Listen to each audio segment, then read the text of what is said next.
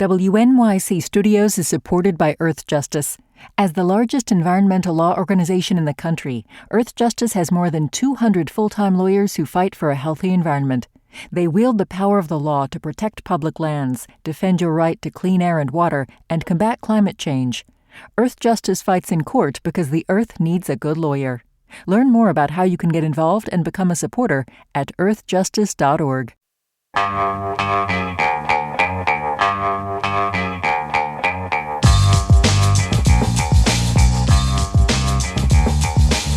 It's the Brian Lehrer Show on WNYC. Good morning, everyone.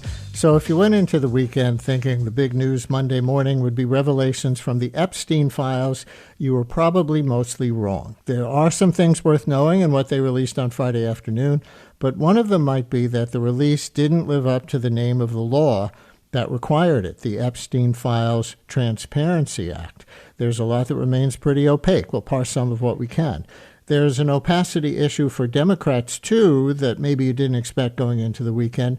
They had promised, as some of you may know, to release a so-called autopsy on why they lost the presidency to Donald Trump last year, and Congress, too. But now that the report is complete, DNC Chair Ken Martin decided to keep it secret. After all, many Democratic activists are furious at their party leadership.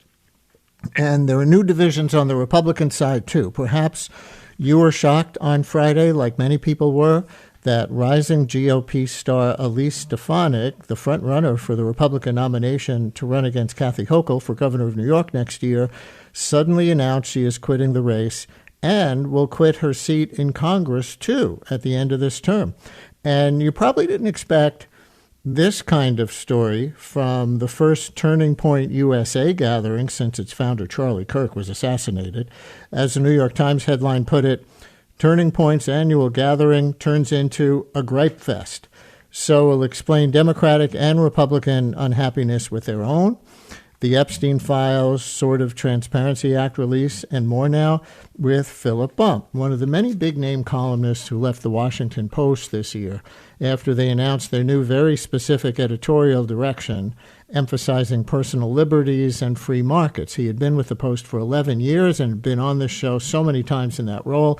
He is now an MS Now contributor, author of the How to Read This Chart newsletter. He is also author of the book, The Aftermath, The Last Days of the Baby Boom and the Future of Power in America, which came out in 2023. So, Philip, always good to have you. First time in your post-Post era. Do you want to say anything to start off about why you left? Sure. I mean, I think you sort of summarized it. I think people who are listening to your show regularly understand that there was a change that was made at the newspaper. I had moved to the opinion side actually just at the beginning of this year, and then it was made clear that the owner, obviously Jeff Bezos, had decided that he wanted to shift the focus of what the opinion page was writing about. And I thought that that was both transparent in terms of what it was hoping to achieve, which was not making the administration mad. And I thought it was not something that I thought was worth spending my time and energy writing about. I think it's important in this moment to, particularly now, to speak truth to power. And this seemed to be a mandate to not do that. And so I was offered a buyout, and I accepted the buyout and left. And one of the stories in the news today, maybe in the same lane, some of our listeners have heard this, CBS pulling a story that was supposed to air on 60 Minutes about the Trump administration and the notorious, what's it called, ECOT? Do I have that? CCOT, yeah. CCOT, right, of course. Yeah. Prison in El Salvador. You have posted about that on Blue Sky, I see. Mm-hmm. Do you see that and the changes at the Post as part of a pattern? Yeah, I do. I mean, so according to the reporting, and the story is not fully complete at this point, but it appears as though the new news director, editor-in-chief at CBS News, Barry Weiss, decided that this needed to be pulled, even though they'd been promoting it and it was expected to air last night, but that this story about CCOT needed to be pulled because it was not fully reported. It was the claim. There was a suggestion by one of the people that actually worked on it and was expecting it to air, that this was because they wanted to have the White House have an opportunity to have on on-air comment, which they had not wanted to provide.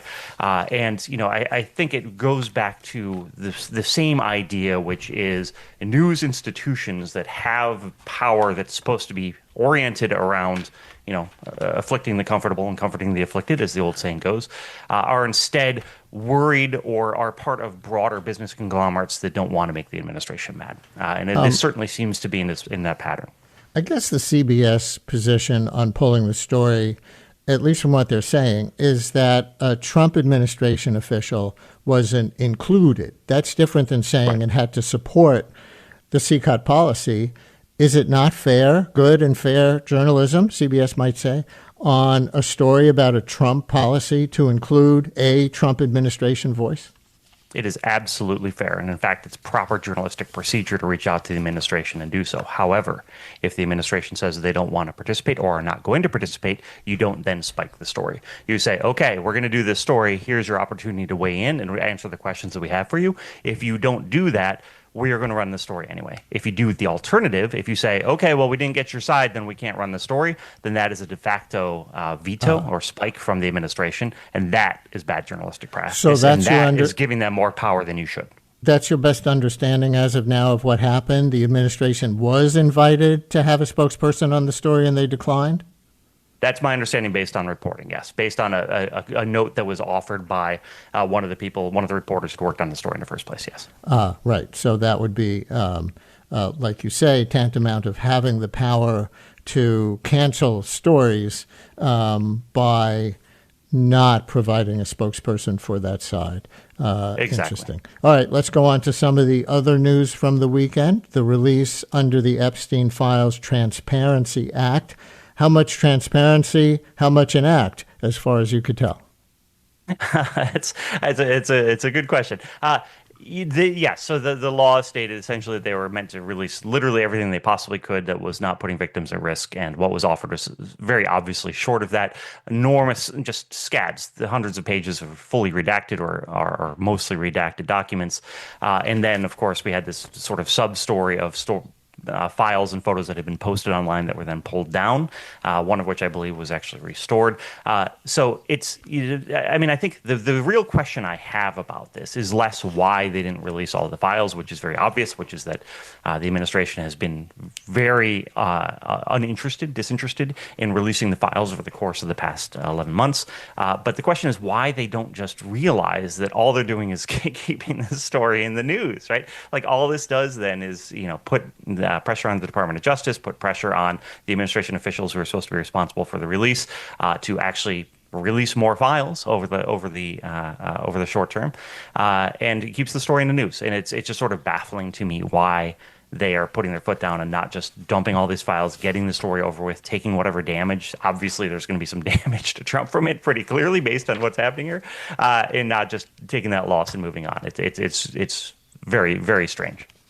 And listeners, our phones are open and our text message thread is open. If you want to get in with a comment or a question for Philip Baum, formerly a Washington Post columnist, now with MS Now and his own newsletter, and very active on Blue Sky, among other places, 212-433-WNYC on any of these things, the Epstein files, the divisions in the Republican Party, as manifest at the Turning Point USA conference over the weekend, the divisions in the Democratic Party, as manifested in the lack of release of the so-called autopsy report about the 2024 election.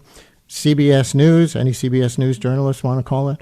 212-433-WNYC. Oh, and how about you Elise Stefanik supporters or anyone else in New York, especially on her kind of shocking decision on Friday, or at least the announcement of her decision on Friday to pull out from the Republican primary, which she was considered likely to win, to run against Governor Kathy Hochul next fall. On any of those things, comments, thoughts, stories, questions, 212-433-WNYC, 212-433-9692, call or text. Philip, staying on the Epstein files, there was at least some really disturbing news, not about Trump, but about a complaint filed years before the official investigation by the FBI into Epstein began, by someone who said Epstein had stolen pictures of her younger sisters, and that complaint was dismissed, I guess, as not credible. And it suggests not believing women. And in this case, something that perhaps could have prevented many, many victimizations had he been identified for what he was when the woman reported it. And this was apparently, new to the public's eyes in the Epstein files dump. Did you see that? I did, yeah. The woman had reported this to the FBI in the summer of 1996, I believe, and essentially, as you articulated, that she had these suspicions about Epstein, that apparently nothing happened with it, and that she, I read a story in the Times that indicated that she felt very vindicated, that she had, as you suggested, been sort of dismissed as though this was not a serious issue, and now she feels as though, now that it is aware, and very obviously the case that this is a credible accusation, that she feels very vindicated by it. And yeah, you're right. There were not a lot of revelations, but the fact that the scale of the institutional failure that has been obvious for some time, I don't know that anyone knew there was that long a span of institutional failure that had been at play here. The New York Times published a long article about Trump and Epstein's former close friendship the other day, like competing with each other to see who could sleep with what women, that kind of thing. But the article also says they found, quote, no evidence implicating Mr. Trump in Mr. Epstein's abuse and trafficking of minors, unquote, from the New York Times article. So is there a wild goose chase element to this regarding Trump himself? Maybe is looking for more on Trump, maybe even the wrong way to look at the importance of the Transparency Act? I think that I think that it is not the only important aspect. I think that a lot of people focus on that as the important aspect for obvious reasons. The president of the United States very clearly had at least downplayed his relationship with Epstein, or perhaps there was more to it that we just haven't yet uncovered. But there is this broader question of the extent to which Epstein was allowed to do what he did, which has always been an undercurrent here. It is not necessarily the thing that is the most attention grabbing at any given moment, but there's always been this undercurrent of how did he do this? How is it the case that he had just this much money and these many people in his orbit, which of course sort of answers its own question, that he was able to get away with this for so long? And I think that it's useful to have all of that adjudicated, including the story that you just mentioned. But this broader Trump question is a totally valid question. And I think one of the things that's important to remember, and I'm not trying to say that I know anything here or anything along those lines, but Donald Trump has a record of paying people off to keep private the relationships he had with them. And so it is not as though we can rely on Donald Trump as a good faith actor to say what it is that happened with Epstein. We should always take everything he says with a grain of salt, but particularly on issues like these. And, who knows? Who knows what sort of non-disclosure agreements might have been signed? So, and I think this is part of the reason why the press stays on the story is simply we just can't trust him. We certainly can't trust Epstein. And so the documents are at least something close to objective data that we can analyze and see if there's anything there that the American public ought to be aware of. And in terms of non-disclosure, potential non-disclosure, it's not just Epstein not disclosing potentially horrible things that Trump might have done, for which there is apparently no evidence, but also Trump knowing but not disclosing some of the horrible things that Jeffrey Epstein did. And maybe that is actually the more salient question at this point, or the more likely to produce something damning with respect to the president. There was that earlier Epstein estate emails released just recently that included references by or to Jeffrey Epstein in emails, to things like referring to Trump as the dog that hasn't barked. And right. If he knew that was going on, that what, Epstein is now so infamous for was taking place before law enforcement knew it, but sat on it, well, that's its own scandal. Yeah, I think that's very true. There was this brief moment in which House Speaker Mike Johnson suggested that maybe Trump had been working with the feds to uncover Epstein, which was very quickly debunked, but really shows that there's an awareness that Donald Trump's inaction here is by itself an indictment of Donald Trump. Not literally indictment, obviously, but suggests that he does not have in case one thought that he was morally upstanding, this suggests that he perhaps wasn't, should anyone still be under that notion. But yeah, I mean, this question of the extent to which Donald Trump was part of the enabling system obviously has merits and obviously reflects on the position he currently holds. Here is House Minority Leader Hakeem Jeffries on what's been released. The statute requires the so-called Department of Justice at this moment within 15 days to provide a written explanation to Congress and to the American people as to why they've withheld certain documents. So what does come next on this? You hear how Congressman Jeffries articulated what they're required to do under the law. Yeah, there has already been a bipartisan, with a very small number of Republicans, primarily Thomas Massie from Kentucky, group of legislators who have said that they believe that there ought to be at least some sort of censure or impeachment motion brought against senior Justice Department officials, including potentially Pam Bondi, the Attorney General. I think that it's sort of fascinating that the Democrats aren't sort of leaping on this and sinking their teeth into it simply because it's such a layup. Like there's so much public demand for these files, in part because everyone's been paying attention as each of the news cycles continues to fail to release all of the files, that there is huge demand for for some sort of accountability system here. I would not be surprised if the Democrats continue to jump on this and put pressure on the administration wherever they can. But who knows? The Democrats have not exactly risen to the moment in a lot of ways. I think their supporters would argue. So we'll see. But this is certainly a place where, to my original point, it's going to stay in the news, and there are a lot of opportunities for ambitious legislators like Ro Khanna from California to use this as an opportunity to talk to the public and put pressure on the administration. Here's Al in Newark calling in on the Epstein file story. Al, you're on WNYC with Philip Bump. Thank you so much, Brian. I've got a lot of questions, but my main question comes down to the connection between Epstein and the Israeli intelligence Mossad. Excuse me? Go ahead. Sounds like you're heading toward a conspiracy theory here, but go ahead. Well, I'm not saying conspiracy as far as that it's hanging over everything, but I don't think Epstein had the wherewithal and the ability to do what he did alone. And there's been speculation he was a Mossad agent. So I'd like to know, is there any information and any further intelligence on that? Al, thank you very much. Sure. I didn't know that was where he was going to go, but this kind of previews one of the other things we're going to talk about a little later in the segment, these divides within the Republican right, as evidence that the Turning Point USA gathering over the weekend, one of which involves Candace Owens, right, the Republican, the conservative writer and podcaster and everything, who has, I think, been the main voice, correct me if I'm wrong if it wasn't her, floating that kind of thing, and many other conservatives saying, come on. Yeah, I mean, first of all, just to address that there's no evidence of that. And I think anyone who's lived in the United States for at least 5 minutes understands that there is an enormous amount of power in being extremely wealthy in this country, and one doesn't need to ascribe to some foreign intelligence agency power that can be explained by a pocketbook. And I think that's pretty obviously what's at play here. That money buys you access, and Epstein obviously had a lot of that as well.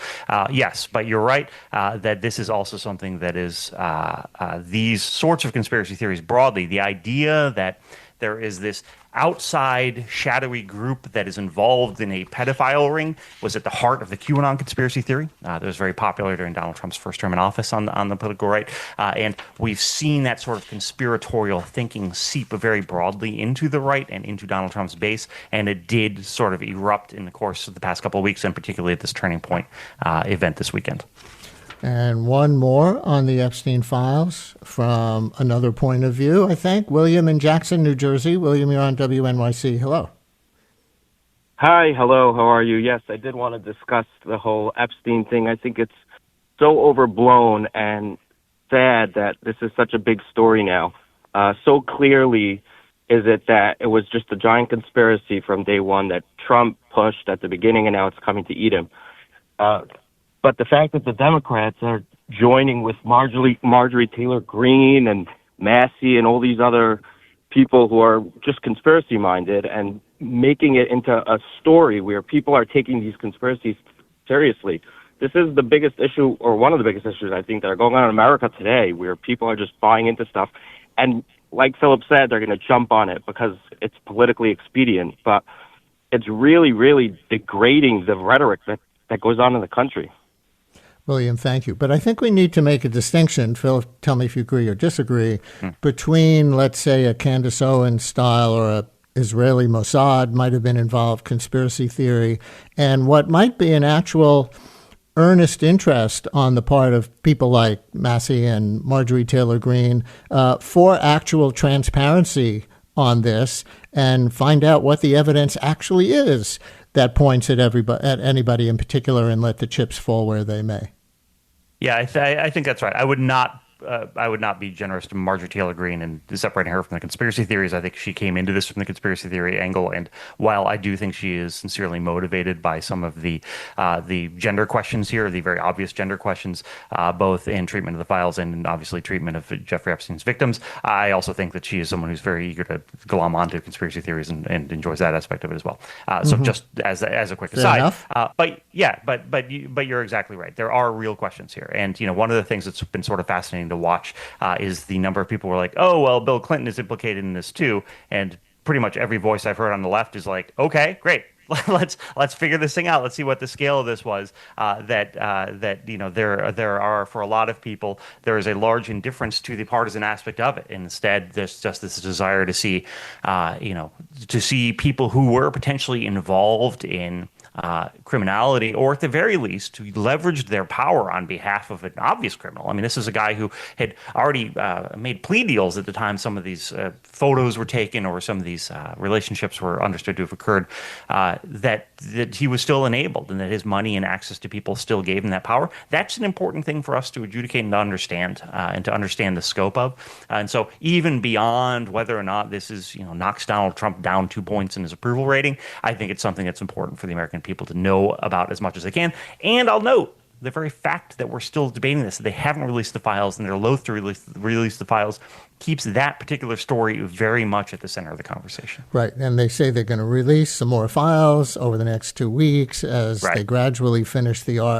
act of redacting them. And then, of course, there's the whole question of these large sections that were redacted and whether they needed to be redacted and whether they're actually covering something up. So the whole arc of the story here, from what the last caller was indicating, Trump among those promoting the conspiracy theories at the beginning, and now that there seems to be actual transparency in the works, trying to block that, it certainly suggests that they're covering something up, and we don't yet know what that is. So to be continued on that. When we continue in a minute, we're going to move from this that some Republicans may be trying to cover up to something that the Democrats are apparently trying to cover up. We'll explain what that is right after this. Brian Lehrer on WNYC as we continue with Philip Bump, one of the many big-name columnists who left the Washington Post this year after they announced their new very specific editorial direction emphasizing personal liberties and free markets. He had been with the Post for 11 years and had come on this show many times as a Washington Post staffer. He is now an MS Now contributor, author of How to Read This Chart, his newsletter. He's also author of the book, which came out in 2023, The Aftermath, The Last Days of the Baby Boom and the Future of Power in America, which may be relevant to what we're going to talk about next, because we were just describing how the Republicans have this potential cover-up of some Epstein files materials on their hands. Meanwhile, the Democrats have their own failure to release that's much in the news right now. It's their autopsy report from the 2024 elections. I'm going to read a quote I have from Ken Martin, the DNC chair, shortly after he assumed that position early this year. He said, I just want to say there was a post-election review done many years ago, right after the 2016 election, right? And that was never released. The DNC spent a lot of time and money on that. Wasn't even released to the DNC members. That, of course, was after Hillary Clinton lost to Trump, right? So this continues. So what happened with that, right? Was there any utility of doing that? Of course it will be released, right? It will be released to our members, and we all have to learn from that. There has to be some lessons that we glean on that so we can operationalize it, not just here in D.C., but through all of the 57 state parties and, of course, the county parties, so people have a sense of what we need to do. So they decided just the other day not to release the so-called autopsy report that they did on last year's election. Here's a blistering reaction on Facebook from former DNC Vice Chair David Hogg. Here's the deal. Our party is not a serious party. It's not. If we can't hold ourselves accountable and have uncomfortable conversations and ensure that we are actually doing what we can to understand why we lost and holding those accountable that are responsible for making us lose, we can't call ourselves a party, because we are just here to keep the same people in power and empower the same special interests and not actually change anything. So, Philip, what happened there? That's a fair question. Look, I can't speak to the internal machinations of the Democratic Party, obviously. It seems to me, though, safe to assume, A, that the party recognized that they were on something of a winning streak recently. Trump's on the defensive.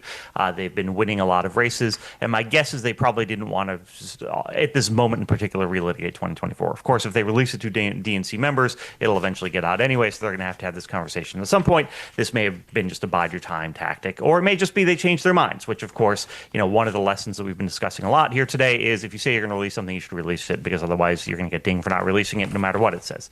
Now, all that said, there is already an existing debate on the left about what happened in 2024. I think the most sober analysis is that prices went up and Donald Trump benefited from that. There are, however, a lot of ancillary discussions about what policy priorities should have been or should be moving forward, the extent to which the Democrats are beat on messaging. This broader idea, which I think was always sketchy and has now been pretty much thrown out after some of these elections, which is that, this is like an anti-woke backlash. I don't think there's much evidence for that. But we also have, of course, this new generation of Democrats and the people who are outside of the traditional establishment, like Hogg, who see this as an opportunity to put pressure on the party. I think that one of the challenges the party has is it, unlike the Republican Party to a large extent, has to be a home for a lot of different people with a lot of different ideas and different ideologies and racial diversity and like all of these things that the Republican Party doesn't necessarily have to be. And it's always hard for the Democrats to coalesce around that. And that, in this moment in particular, really provides an opportunity for outsiders to put pressure on the party by suggesting it's not going far enough. And so we see all of these different power dynamics at play. But I think that the long story short is this thing will probably come out. There will be a round of discussion about it and what it means. And I think it'll be mostly relevant for 2028, quite frankly. Why mostly irrelevant to 2028? Because I think 2024 is very sui generis, right? You had this former president who'd already been on the ballot once. You had this weird switch between Biden and Harris, and you really had prices as the overarching issue. There was analysis done, great analysis by John Byrne Murdoch of The Economist, or the Financial Times rather, who looked at the extent to which incumbent parties suffered in 2024 and how that correlated to prices. And, it really is the fact that inflation played a major role here. Donald Trump now is dealing with the same price issue because he's the incumbent. And I think because of all those factors, looking at 2028 and looking at, having Donald Trump be in the White House as opposed to Joe Biden, all of these things, I just don't think we're going to learn a lot from 2024 in the same way that you probably couldn't have learned a whole lot from 2016 that would have advised you in 2020, given how dramatic the changes had been over the course of those 4 years. And why did you say you think this report that they decided to bottle up will come out anyway? Well, my understanding from what Martin had said, including I think in that clip you just played, is that he said he was going to release it to members of the actual committee, the Democratic National Committee. If he does so, then it'll come out because this is how it works, right? Someone's not going to like it or someone's going to find something in there and they'll leak it to reporters. So unless they keep it fairly close to the chest, then my guess is we're going to see at least parts of it at some point in the future. All right. Next topic. And I'll read that New York Times headline again that I read in the intro because that was a half hour ago, and we have a lot of new listeners since then. Turning Point's annual gathering turns into a gripe fest. And that, of course, is a reference to the first Turning Point USA gathering since its founder, Charlie Kirk, was assassinated this year. The subhead is, at America Fest, conservative leaders insulted one another, revealing serious rifts over conspiracy theories, anti-Semitism, and who belongs in America. It says this weekend, speakers at America Fest have scarcely mentioned Democrats and other liberal foils. Instead, some of the most promising right-wing leaders in the country have been criticizing members of their own music movement, accusing them of being frauds, pompous, and a cancer. And I'm going to read a little more from this just to give listeners an example or two. It says, the first sparks came on Thursday night with a blistering speech from Ben Shapiro, a founder of the media company The Daily Wire, who bemoaned the, quote, frauds and, quote, grifters in the movement and went on to savage by name a roster of powerful right-wing figures. It says an Orthodox Jew, Mr. Shapiro argued that the movement was being harmed by commentators, especially the podcaster Candace Owens, who has been accused of anti-Semitism and who has been floating wild conspiracy theories about Mr. Kirk's murder under the guise, Mr. Shapiro said, of just asking questions. He wielded a particularly pointed arrow at Tucker Carlson, the former Fox News host, for engaging in what he said was, quote, an act of moral imbecility by recently airing a softball interview with Nick Fuentes, an avowed anti-Semite. Mr. Shapiro hammered Megyn Kelly, the podcaster, for failing to condemn Ms. Owens and Mr. Carlson, and he called Steve Bannon, the one-time chief strategist for Mr. Trump, a former, quote, PR flack for Jeffrey Epstein. And it continues, many of Mr. Shapiro's targets also spoke at America Fest. One after another, they took the stage to clap back. So, wow, nice little party they had there, Philip. Yeah. I mean, obviously we have seen and will continue to see, as Donald Trump nears the end of his term, a scramble for power on the right. And I think part of this is that. But I really think fundamentally this is about the extent to which there is a moral center to the modern right. This centers on anti-Semitism in part because of the overlap of America First and support for Israel on the right in the future, but it's really broader than that. It is a question of whether there are moral values that the right holds at this moment broadly, and particularly because it is easy to cast a moral center as weak or leftist or woke, and so it is powerful on the right to say that you can sort of do whatever you want. But, what happened here is back in 2016, Donald Trump found a cheat code to morality, which is say you're a Christian, then do what you want as long as you keep Christian voters happy.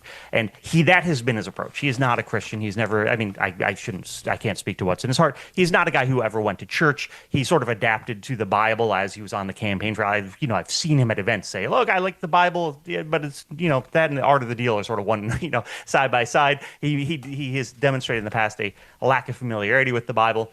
He is not a religious person, certainly, but he says he's Christian, and he's leaned into Christian iconography and Christian rhetoric, and that has been beneficial to him because it keeps his base happy. And so now what we're seeing is a lot of people are doing that. They aren't living by Christian values, and I will say this as someone whose mother is an Episcopalian priest, that I feel like I can judge that. They aren't living by Christian values, but saying they're Christian, and that there isn't really a moral center to that. And Shapiro, this is, again, centered on anti-Semitism, but Shapiro is really saying we need to have a moral center. We need to say bad things are bad. And that then is fodder for his opponents to say, look, he's weak, he doesn't want to win. And that's the tension here. And I think that is a very significant tension, and it's one that isn't centrally oriented around Trump. Vice President Vance spoke at this conference. One quote from him that's jumping out is he's saying, America is and will always be a Christian nation.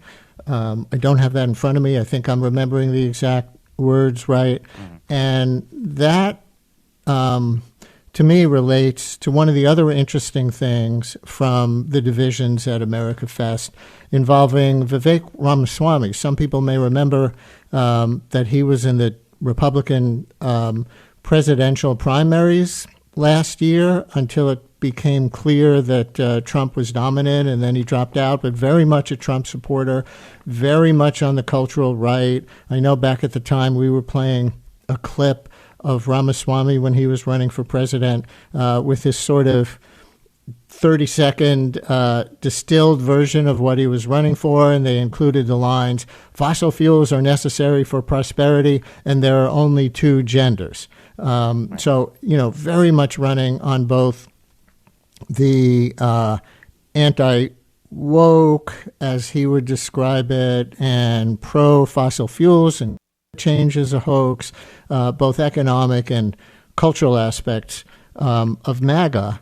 So at the Turning Point Conference, the Times article says, on Friday, Ramaswamy, an Indian American who is running for governor of Ohio as a Republican, yes, he's the Republican nominee, I believe, right, for the election there next year, or maybe he's just in a primary at this point. Yeah, I think he's in a primary, yeah. Okay. Took on a faction of the right that is pushing the idea that so-called heritage Americans, people whose families have been in this country for multiple generations, have a greater claim to the nation than more recent arrivals. It says Mr. Ramaswamy assailed the idea as a blood and soil conception of citizenship, one that is, quote, un-American at its core and about as loony as anything the woke left has actually put up. And it says, although Mr. Ramaswamy did not mention Vice President J.D. Vance, his remarks appear to put him at odds with the vice president. So, I mean, now we have Vivek Ramaswamy, of all people, coming out and talking about racial or ethnic discrimination. Yeah, it brings to mind the famous tweet, I never thought the leopard would eat my face, says lady who voted for the leopards eating people's faces party, right? Like, this is what happened, is that Ramaswamy was, he went all in on Trump. He went all in on Trumpism. Even when he was running as a candidate potentially against Trump in 2024, he was very supportive of Trump and his ideals. And he discovered that there are a lot of racists in Trump's movement, which there are. I think we can say that pretty unequivocally. And we have seen this year, as the debate around immigration has become so hard right, particularly in Donald Trump's base, and not only about removing criminals who are in the country illegally, but throwing out anyone who's come to the country, and even revoking citizenship, as the administration has started talking about, that people who are being targeted include a lot of South Asian, East Asian people who have come on work visas, who are working for companies. That is, this has been a problem for Donald Trump in the past as well. But there's been an undercurrent to that, which is just explicit anti-Indian, in particular, racism. And so, Ramaswamy is correct in that, the ideal of America has long been that if you are a person who wants to be successful and wants to live free, you come to America, and America welcomes you, and that's what makes America great. And we are seeing people, including, as you noted, J.D. Vance, who has sort of said, the people who built this country were the frontiersmen in the 1800s, and, suggested that anyone who didn't have that in their heritage was insufficiently American. That runs at odds with how America has always sort of understood itself, and Americans have understood America, I think it's safe to say. And so what Ramaswamy is, I think, discovering is that this racism, which seemed as though potentially it was on the fringe, is not really on the fringe, and particularly in a party which centers so heavily on social media and on X, where these sorts of sentiments are not discouraged, that you get a lot of this sort of rhetoric, and that you can stand up against it, but you're generally fighting a lonely fight. Here's the exact J.D. Vance quote that I was referring to before from his speech at America Fest from the AP. In the United States of America, you don't have to apologize for being white anymore, but the particular part I was referring to, that the U.S., quote, always will be a Christian nation. Christianity is America's creed, the shared moral language from the Revolution to the Civil War and beyond. So I guess, Philip, we could see how some Jews, some Hindus, some Muslims, some Buddhists might feel that that's unfair to them if they believe in the civic ideals of the U.S. Constitution and, related ideals from the founding of this country, right? Yeah, exactly. And, one of the things that was at the heart of the construction of the U.S. Constitution was the idea that there weren't going to be these sorts of divides. And, there's a lot of conversation about, this is a Judeo-Christian nation, or this is an explicitly Christian nation, which sort of undercuts the actual religions practiced by the founding fathers, but also very fundamentally what it is that they were trying to do. America's story is not that complicated or obscure. We know why people came here. We know what sort of nation was founded. Ken Burns just produced 12 hours about the American Revolution. People should go watch that. Understand, where this nation came from if they're under the idea that this was an explicitly Christian and necessarily Christian nation, which it wasn't. The founding fathers were deists, if anything. This is just that Ramaswamy is correct that this runs against what America has long stood for and presents itself as. And by the way, we had Ken Burns on for a nice long chat about this series a few weeks ago. Yep. Anybody want to hear it, you can go to WNYC.org and search that, or just Google Ken Burns Brian Lehrer Show. Here's one little clip of Vice President Vance at the conference this weekend. We have far more important work to do than canceling each other. We have got to build. So was he defending Fuentes and Carlson? Or how do you hear that when he says far more important things to do than canceling each other? Yeah, I mean, he was indirectly defending them. He was defending their right to say what they want to say without getting chastised. Carlson in particular, I think, because Carlson, Fuentes has some influence. I think Carlson probably still maintains much more influence. But yes, this again goes back to my point about, what does the party stand for? Are there things you can say which are targeted at your ostensible opponents or enemies that will be beyond the pale for the Republican Party? And Vance is essentially saying, no, you're welcome. We are a big tent for people who hate the people that we hate. That's a little cute and terse, but that's fundamentally what he's getting at. And this is what Ben Shapiro is saying. No, there are lines you don't cross, and there are arguments you don't make, and that we cannot be people that stand for this. But again, that Donald Trump reshaped what the party was, what the modern right was in America, to be about, as long as you check the right boxes, you can sort of do what you want. Now they're, to some extent, just discussing what boxes those actually are and whether they involve things like anti-Semitism. And so, last topic, in this context of divisions within the Republican Party and the MAGA movement, people are scratching their heads over Elise Stefanik dropping out of the Republican primary for governor of New York. And folks, if you really didn't pay attention to the news for the weekend, starting on Friday afternoon, I know my eyes popped out of my head as I saw this come across, I think while I was eating dinner on Friday night, saying she'll retire from Congress after this term, as well as dropping out of the Republican primary for governor of New York, which she was, by all accounts, leading.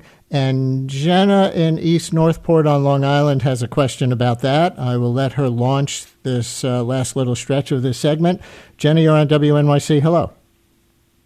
Hello. Hi. Yeah. So I am wondering if, Philip, if you have the real scoop behind why Elise Stefanik dropped out. I mean, the idea that she wants to spend time with her family, which we know politicians use over and over, doesn't ring true to me, because she knew this before she got into the race. So what's the real scoop? And the second question related is for Bruce Blakeman, how is he going to distance himself from the Trump-appointed mantle of 100% MAGA when that is not going to be a winning strategy in New York? Yeah, Bruce Blakeman, for people who don't know, the Nassau County executive. So Jenna in East Northport on the island, you'd be more familiar with him than some other listeners elsewhere. But, I think Blakeman originally was more moderate in his career. Philip, I know you do national politics, but you're based in New York, so you've probably seen some of this, and became more MAGA over time. Still, I think he was going to be the one running more to the center of Elise Stefanik. But now he's, from what I've read, immediately making sure that he shores up his MAGA credentials. His original pitch was going to be, well, I'm more electable against Kathy Hochul in blue New York than Stefanik, who also used to be considered more of a moderate Republican, but over the years has moved, more into the Trump MAGA camp. So to Jenna's direct question, why'd she do this? It's a totally fair question. I don't know that we know necessarily. I will say that last week a Siena College poll came out showing that she was down by 20 points to Hochul in a general matchup, which is extremely bad position to be in, particularly for someone who has the name recognition that Stefanik does. Stefanik, you're right. Stefanik is about 5 years ahead of Blakeman on the swinging to Trump curve. My guess is A, that Stefanik feels burned by Trump, which he totally should, that she was extremely loyal, became really hard right MAGA, and he rewarded her with the ambassador to the UN position as soon as he basically won the race last year, but then revoked that because he needed her in the House because the House margins were so tight. Then she ran for governor, and even before she dropped out, Trump was sort of like, oh, they're both great between her and Blakeman, which I'm sure was very irritating to her because she's been very close to him. But it also may be that she recognizes that it is not useful to have a really sharply contested Republican primary in New York State because it's going to force one of the Republicans to become more MAGA because the Republicans are going to want the most MAGA candidate they can because that's how Republican primaries have played out. And so by having two of them who are contesting for that, it's going to force them to take positions that are really hard right MAGA. If, however, the path is relatively clear for one of them, then they can at least maintain some of that moderation by not having that primary fight that will aid them in the general. That may be the calculus at play too here. Obviously, that would be very generous of her to drop out. But again, she's down by 20 points. Like, no one wants to spend a year running for office and then to get absolutely demolished. So, my guess is that probably played a significant role. And she said no point in running a suicide mission. But why would she drop out of Congress? Any theory about that? Well, that may be related to the Donald Trump is like, I don't think this is like MTG, Marjorie Taylor Greene, who I think, sort of sees a brighter future for herself outside of Congress. I think being in Congress, I don't know if I can use this word on air, stinks. I was not going to say that originally. I think it is not a good job. I think she was in leadership, then left leadership because of this issue over the United Nations ambassadorship. And I think she just probably doesn't like it. There's not a lot to like. They don't do a whole lot. They basically just rubber stamp what Donald Trump wants to do. And so to some extent, what's the point? Like, she can't really go anywhere in Congress. Congress really doesn't do much. And especially in the minority, which they're likely to be after the 2026 elections, like, why bother? That would be my guess, sort of trying to read her mind from afar. Philip Bump, now an MS Now contributor, author of the How to Read This Chart newsletter, and author of the 2023 book, The Aftermath, The Last Days of the Baby Boom and the Future of Power in America. Philip, we always appreciate it. We appreciated it when you were working for the Washington Post, and we appreciate it now that you're out as an independent. We'll keep having you on if you keep coming on. I'd be happy to. Thank you, Brian. Brian Lehrer on WNYC. Much more to come.